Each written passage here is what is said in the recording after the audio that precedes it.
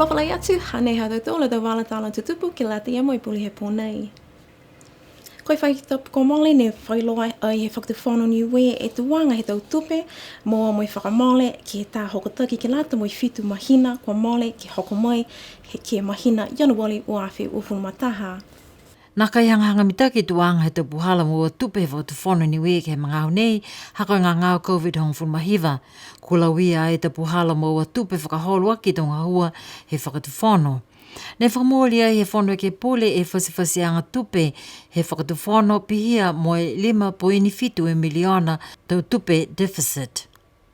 Ke mahina te seama tau kua male ne kua kisia e tua e deficit ke he taha poini ua e miliona. I lalo hifo he whasiwhasianga tupe ua poini 5 miliona. Ko e fofuanga ke tau tupe whangahua ke hoko atu ki a masi, kua fofua ke he taha poini hiva miliona deficit. Tō tūhangahanga ke lea e whakatawhono ke tutungi whalunga hua. Tuanga tau tupe whakamale ke hoko mai ke mga honei koe taha puini hong fulmaono e miliona.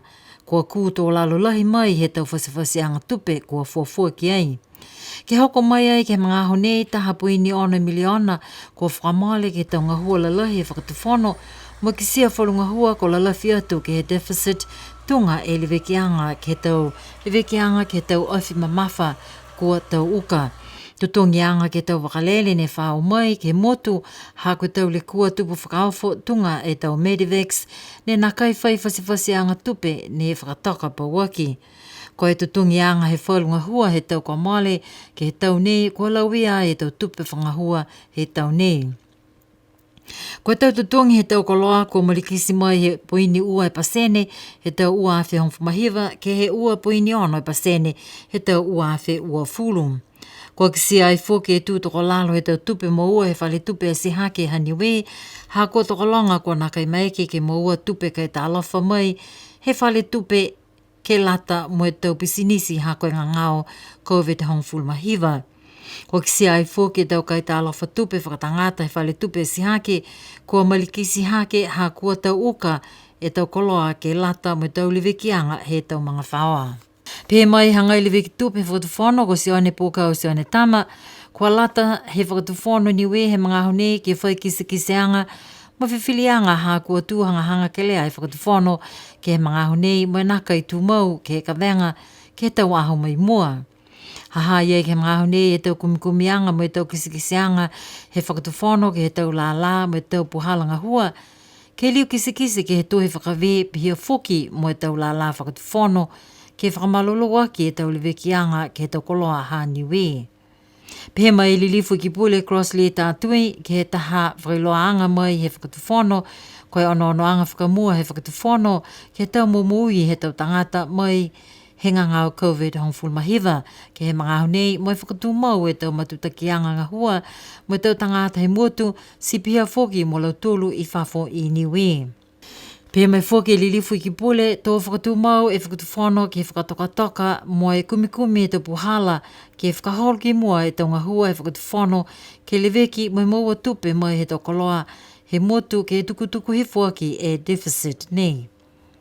Whakau e whoke a ia ke tau langmatai me tau ngahua mai he tau motu i whafo ke lata mo Niue mo atu ke he whakatawhono ha New Zealandi.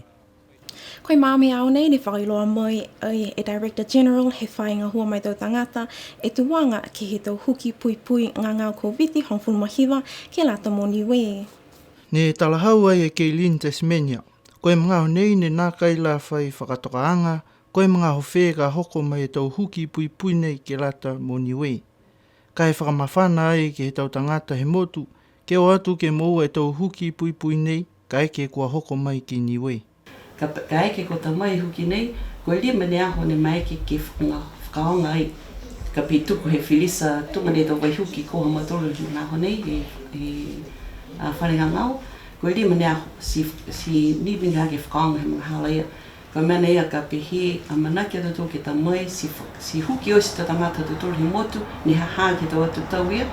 Ko e fuafua he matoro mai he tō numela ke tangata ni whahi statistics. Ko e tahe awhi tahe seo hong whumale me tangata ni haha ki atu tauia. So ka pēre mane aho, ko e anono te tō ke ua seo whangfure tangata ke huki e tahe aho. lohi foki ngā hua ia, si ma mena e ni anono mo tō whiwhi ki whakaloa atu ki ua whahitau, ka mai eki ka hake tau sipihia, ki whakatutala whakamuteki e kaunga hua, me tō tangata ni a manaki ki o mai ki huki, mo e whakamawhana atu, whakakisi atu, e whala tau, pokitauri atu whalu tau huhu, he tō tangata e whai, ki whai mga aho whoki, ka whawhua ki he whango fulmalima ki he tahi tūla, he hao ka pēwhina tō kai ki wharinga ngau, walat ki whawhua pihia e mga aho ki whuaki a kai ke nofo, ki moe huki hao, tu whakatāwa ki whana ki kaini. Ko lau tolu ka moua whakamua e tau huki, ko lau tolu ka mata mai hongofu maono tau ki lunga, tau e ke kafo, tau tangatanga hua ke he whahenga hua malolo sino, tau tangatanga hua ke he male wakalele, mo lau tolu kua ngahua ke he tau wakatonga ka hoko mai ki Niue. A whangi ki tō tangata osi, ai pihe ko ai mai ki tō whiwhine, whatupu ki tō whiwhine, hai ei ni ha e wharu a tō mena ka whakatutala, e tō ai ke kafo mōmu tōru, tō tangata ka wangi, ki he wharinga ngau, si wama mana ki whuki ni, koe huki ni ki wharinga ngau, ki mga honei, ka kano ni ha koe hai e tō, ai ke kafo iei, hei e whuki tō koloa, ki rongo matai, ka eke ko whai mena ki tupu, ka koe ha matolua a tō, i loanga ki e vai nei, na kaila whaikehe ia e huki pui nei, me tō huki ne ko whamahani tato ke tunga i huki furu, o ke misele koe whalu tō mena bihia, me tō huki ko whitani he whakaonga, si tō whamama tō huki ni tō eke kafu, e whalu tō mena ka eke kua whinata kai, kai mana ko huki na tō whamawhana atu ke tō tangata osi.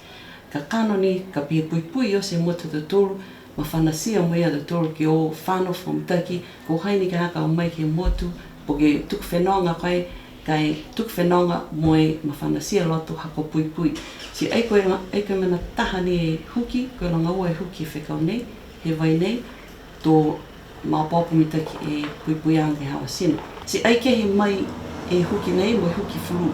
Ka pihi huki akai tau nei, hoke tō ka hau koe liwa ngai ani ki huki, ka ei pihi nei ko ei moua akai he furu, koe lari ka haki pui ke tutu hifu whatasi e malolohe ngā ngāo, ka eke ko mohe sino hao. Si tunga ni huki nei, ka koe uho aki ke whai pui anga, ka ai anga ka pi ai whai pui anga, tunga ni nofu pe he tō ngā honei.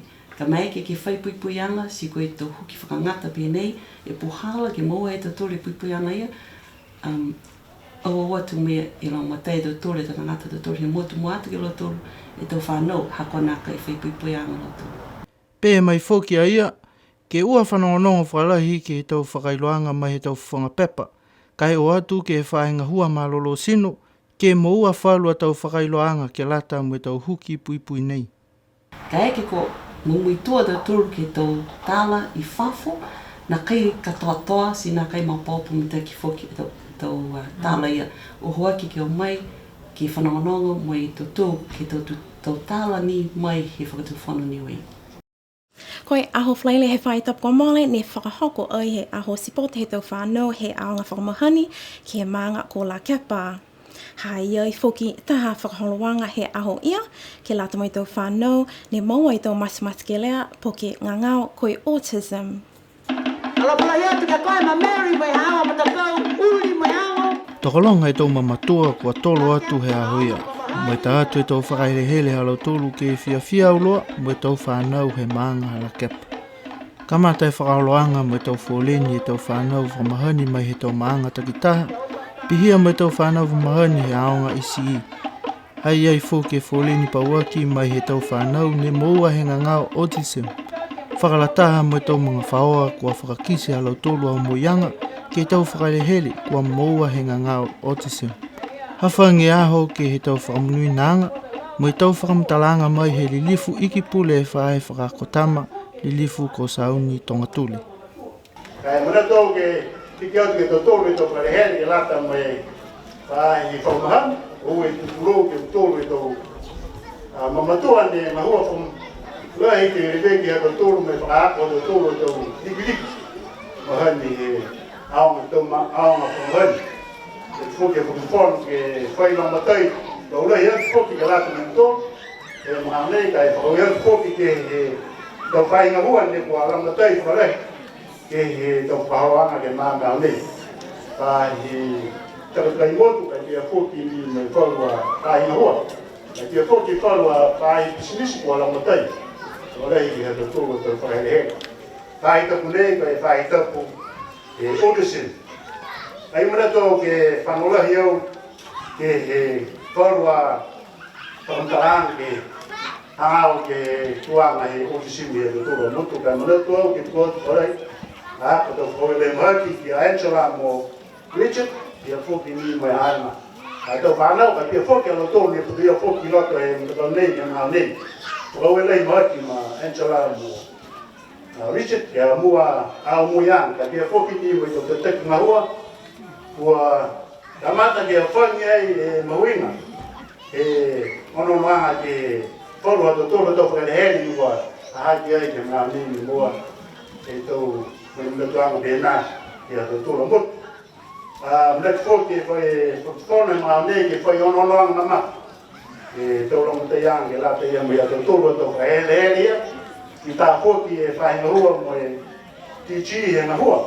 E lo ke le long mo e ono no ya tolo to ele. To mama tua i lo eu e tolo no pa ne ya tolo ke mai long ha tolo to ele.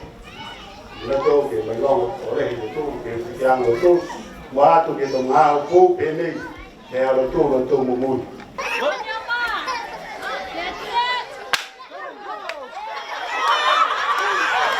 Kua whangi aho ke tau wheua pui tuwhi, moi mātuta ki atu ke he whalu, tau wheua tūngai hopotanga, langa pasikala, olofua Niue, tā sika pona Niue, moi whakatoa toa ai ke he pui tuwhi vilei. Ki sia e fia he tau whanau ki iki, kua tawhi poi kua seisei hoko ke laini moi li liu ki tua ke kumi e tau mamatua halau tolu. Ko lau tolu kua kautū ke tau wheua he aho mai tau whanau whiwhine, kautū ai a Nora Rose Rex, tu ua Ariane Mautama, moi tu tolu a Avery Pavihi. Mai tau whanau taane kautū a Sefo Lui, uka Elisala Sione mo Piu Varea, moi tu tolu a Lonkarau Puheki. Lahi he fia he tau whaiaonga ha kua whakamoli he au spote he tau whanau. Pihia ke he whahinga hua takataka i motu, kua long matai atu ke he tau whakaloanga he mai aho. Ama mnaki atu ki he tau kahau ke whakahoko ai he tau whewa sipote ke maanga ko ha kupu. Pēnā hatu tōna tau walatala tutupu ke la te ia moi puli he pōnei, atoni ke whenawia, nono whaa moi monuina.